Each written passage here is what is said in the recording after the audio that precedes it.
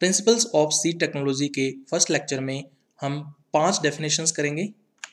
सबसे पहली परिभाषा है बीज, या इसको सीड बोलते हैं। तो सस्य वैज्ञानिक इसकी परिभाषा अगर अपने देखें तो हरासित या अविकसित रूप में फसल का जीवित अंग जिसे प्रवर्धन के लिए अर्थात नई फसल उगाने के लिए उपयोग किया जाता है, बीज कहलाता है। तो इसको हम लोग फ्लो चार्ट से देख सकते हैं। तो सस्य वैज्ञानिक रूप से या एग्रोनॉमिकली हम लोग बीज को किस प्रकार से परिभाषित कर सकते हैं, ये फसल का जीवित अंग है, ठीक है।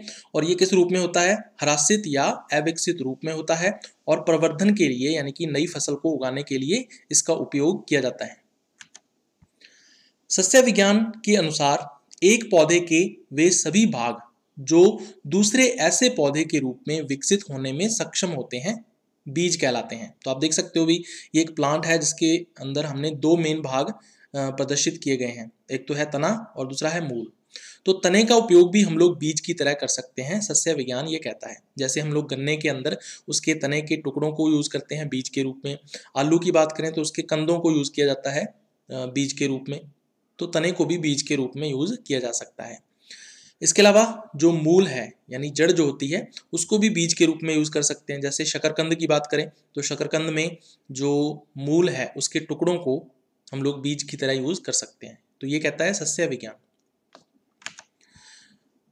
एग्रोनॉमिकल डेफिनेशन अगर हम देखें तो the living organ of the crop in a reduced और undeveloped form which is used for propagation, it means to grow a new crop is called seed. तो इस फ्लोचार्ट के अंदर आप देख सकते हो एग्रोनॉमिकली अगर हम सीड को डिफाइन करना चाहें तो उसके अंदर 3 मेन पॉइंट्स आपको ध्यान में रखने हैं।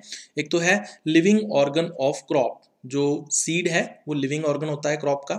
इसके अलावा रिड्यूस्ड और अनडेवलप्ड फॉर्म के अंदर ये उपस्थित होता है या प्रेजेंट होता है, और इसका जो यूज है वो किसके लिए किया जाता है, प्रोपेगेशन के लिए किया जाता है। इसका मतलब न्यू क्रॉप को ग्रो करने के लिए इसका यूज जो है वो करते हैं हम। According to agronomy, all parts of a plant that are capable of developing into another such plant can be termed as seed। तो आप देख सकते हो ये एक प्लांट है जिसमें स्टेम एंड रूट को शो किया गया है, तो इसके स्टेम को भी हम लोग सीड की तरह यूज कर सकते हैं। ये कौन कहता है, एग्रोनॉमी कहती है। तो जैसे शुगर केन के अंदर हम लोग स्टेम कटिंग्स को एज ए सीड यूज कर सकते हैं, उसी तरह से पोटैटो के अंदर इसके जो ट्यूबर्स होते हैं उनको काट कर उनकी कटिंग्स को हम लोग एज ए सीड यूज कर सकते हैं।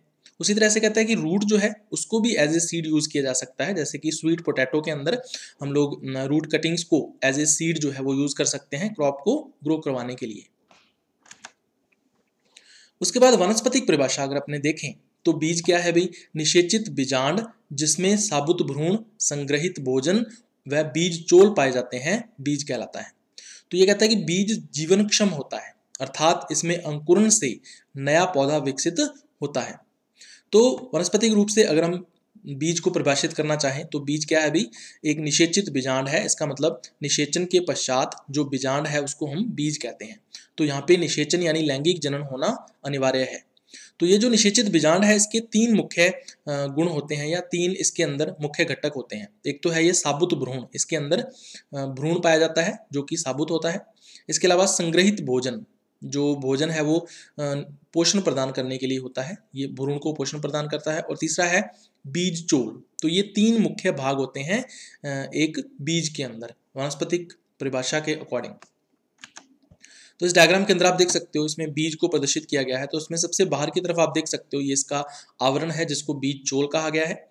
इसके अंदर की तरफ हम लोग बात करें तो इसके अंदर एक तो भ्रूण है, तो आप देख सकते हो ये भ्रूण है इसका, और इसको पोषण प्रदान करने के लिए भ्रूण पोष है जिसके अंदर संग्रहित भोजन उपस्थित होता है। तो बॉटनिकली अगर हम डिफाइन करना चाहें सीड को तो किस प्रकार से कर सकते हैं, तो the fertilised ovule which contains intact embryo, stored food and seed coat is called seed.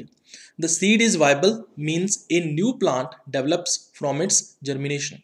तो बॉटनिकली हम लोग सीड को किस प्रकार से डिफाइन कर सकते हैं, तो सीड क्या है, एक फर्टिलाइज्ड ओव्यूल है, यानी फर्टिलाइजेशन या सेक्सुअल रिप्रोडक्शन के रिजल्ट की फॉर्म में जो सीड है उसका फॉर्मेशन होता है। तो इसके 3 मेन कंपोनेंट्स या पार्ट्स होते हैं। एक तो इसके अंदर इंटैक्ट एम्ब्रियो होता है, इसके अलावा इसमें स्टोर्ड फूड होता है जो कि न्यूट्रिशन प्रोवाइड करता है एम्ब्रियो को, और इसके अलावा इसमें सीड कॉट उपस्थित होता है। तो ये 3 पार्ट होते हैं इसके अंदर अकॉर्डिंग टू बॉटनिकली।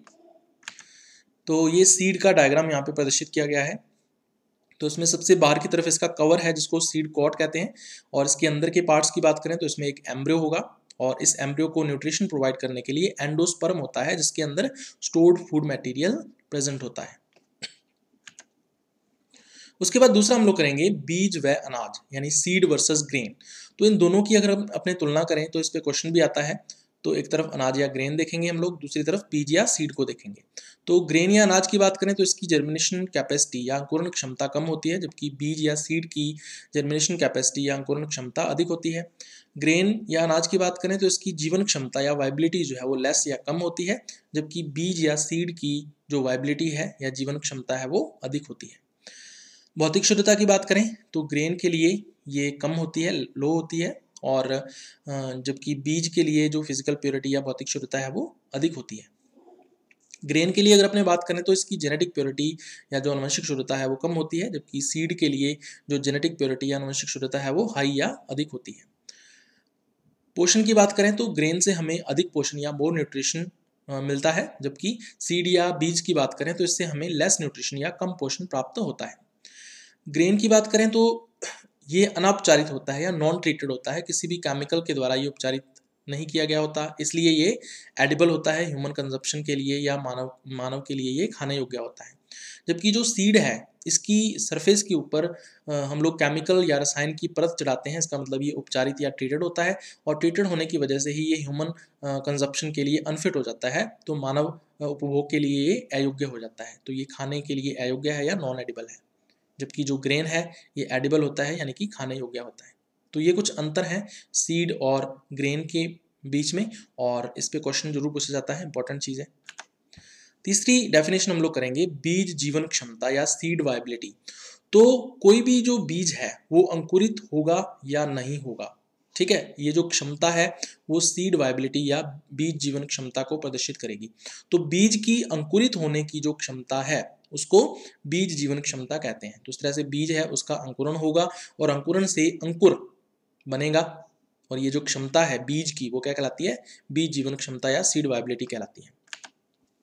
तो the germination ability of seed is called seed viability. तो आप देख सकते हो ये जो सीड है इसका जर्मिनेशन होगा, और जर्मिनेशन से सीडलिंग बनेगा, तो ये जो सीड की एबिलिटी है ये कहलाएगी सीड वाइबिलिटी। उसके बाद नेक्स्ट डेफिनेशन हम लोग करेंगे बीज प्रौद्योगिकी या सीड टेक्नोलॉजी। तो इसको किस प्रकार से परिभाषित कर सकते हैं, तो कृषि विज्ञान की वह शाखा जिसमें उन्नत और उच्च गुणवत्ता संपन्न बीजों के उत्पादन, संसाधन, भंडारण, परीक्षण व वितरण का अध्ययन किया जाता है, बीज प्रौद्योगिकी कहलाती है। तो इस फ्लोचार्ट से आप देख सकते हो बीज प्रौद्योगिकी क्या है। इसमें हमें क्या करना है, बीज उत्पादन करना है, बीज संसाधन करना है, बीज भंडारण करना है, बीज परीक्षण करना है और बीज वितरण करना है। लेकिन ये बीज कौन सा होना चाहिए, उच्च गुणवत्ता संपन्न व उन्नत बीज होना चाहिए, और इसका जो अध्ययन है वो क्या कहलाता है, बीज प्रौद्योगिकी या सीड टेक्नोलॉजी कहलाता है। तो सीड टेक्नोलॉजी क्या है, the branch of agriculture deals with the study of production, processing, storage, testing and distribution of improved and high quality seed is called seed technology। तो इस फ्लोचार्ट्स में आप देख सकते हो सीड टेक्नोलॉजी क्या है, स्टडी ऑफ, हमें स्टडी करनी है किसकी, सीड प्रोडक्शन की, सीड प्रोसेसिंग की, सीड स्टोरेज की, सीड टेस्टिंग की और सीड डिस्ट्रीब्यूशन की। लेकिन ये सीड किस प्रकार का होना चाहिए, high quality and improved seed जो है वो होना चाहिए। तो इसको क्या बोलेंगे, सीड टेक्नोलॉजी बोल देंगे। उसके बाद पांचवी डेफिनेशन हम लोग करेंगे किस्म या वैरायटी की। तो किस्म क्या होता है भाई, यह पौधों का एक समूह है जिसमें स्पष्ट विभेदित लक्षण पाए जाते हैं। जब ये पौधे अलैंगिक या लैंगिक जनन करते हैं तो इन लक्षणों को बनाए रखते हैं, ठीक है।